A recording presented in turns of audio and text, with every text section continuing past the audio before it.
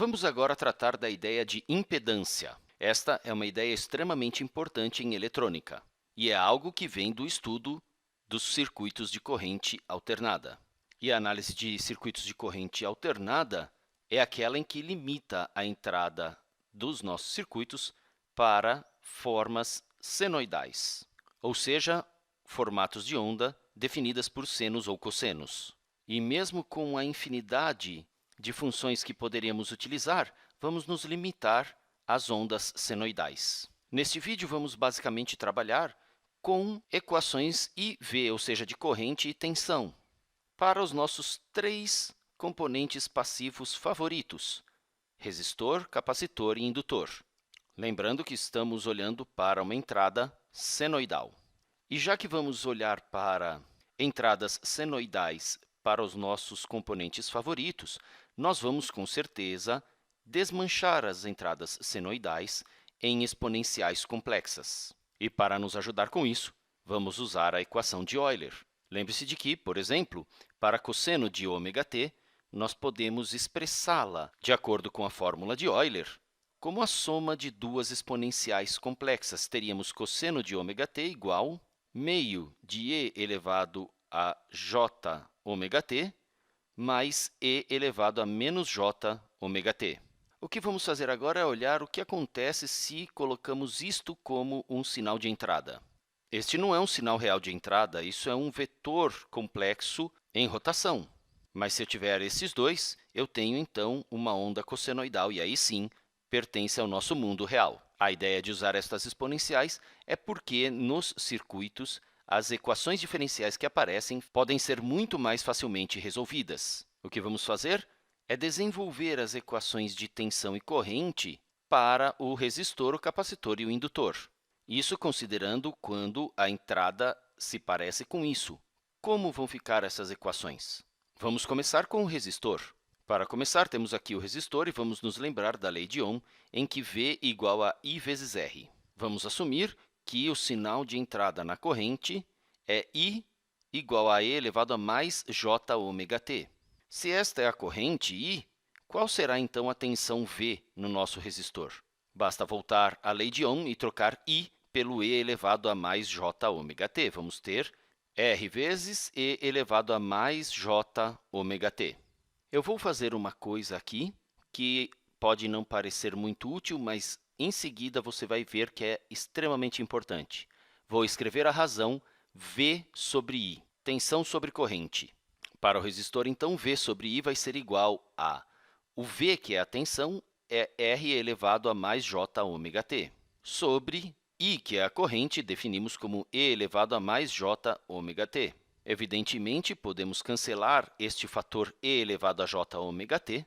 Ficamos, para o resistor, que V sobre I é igual a simplesmente R. Portanto, V sobre I é igual a simplesmente R. No resistor, acabamos de provar que, mesmo com uma entrada senoidal, V sobre I é igual a R, a resistência do resistor em questão. Isto acaba não sendo nenhuma novidade, é simplesmente a lei de Ohm que já conhecíamos há bastante tempo. Agora, com indutores e capacitores, isso fica muito mais interessante.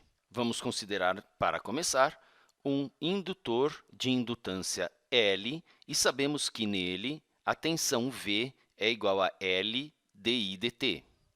Vamos considerar mais uma vez que a nossa corrente tem um sinal definido por E elevado a mais J ômega t. Vamos ficar, então, que a tensão no indutor vai ser V igual a L d dt desta expressão, que é E elevado a mais J ômega t. Vamos, então, derivar esta expressão. Para derivar, temos que o J ômega vem aqui para frente, junto com L. Vamos ficar, então, com V igual a J ômega L vezes a própria exponencial que já tínhamos. Estamos usando a regra da cadeia e a regra da derivação da exponencial, E elevado a J ômega t.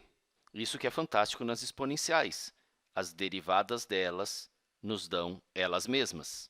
Vamos agora olhar como fizemos antes, qual é a razão, neste caso, entre V e I, entre tensão e corrente. V sobre I, então, fica igual, o V é J ômega L, vezes E elevado a mais J ômega t, sobre a corrente que nós definimos lá atrás como E elevado a mais j ômega t. Cancelando este fator igual no numerador e no denominador, ficamos com V sobre I igual a simplesmente j ômega L. Temos, então, uma equação para V sobre I em um indutor. Como esperado para o indutor, temos aqui a indutância nessa equação e também não separamos, não nos livramos de j ômega.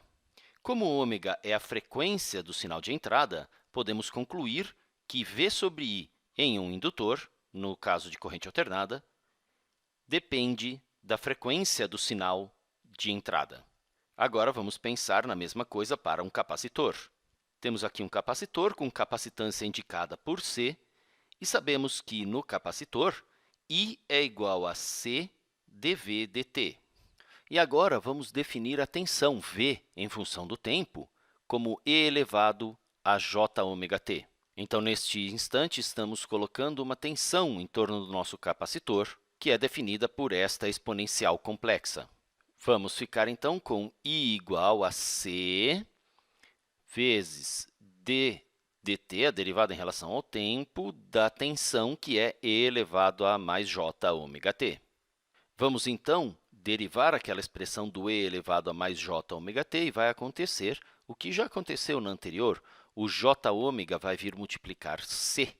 Vamos ficar, então, com I igual j ômega c vezes E elevado a mais j ômega t. E a nossa pergunta, de novo, o que é V sobre I para o capacitor? Escrevendo V sobre I é igual, o V nós definimos como E elevado a mais j ômega t, e a corrente I acabamos de obter como j ômega c elevado a mais j ômega t. Evidentemente, esse fator aqui cancela com este aqui, e ficamos no capacitor com V sobre I igual a 1 sobre j ômega c.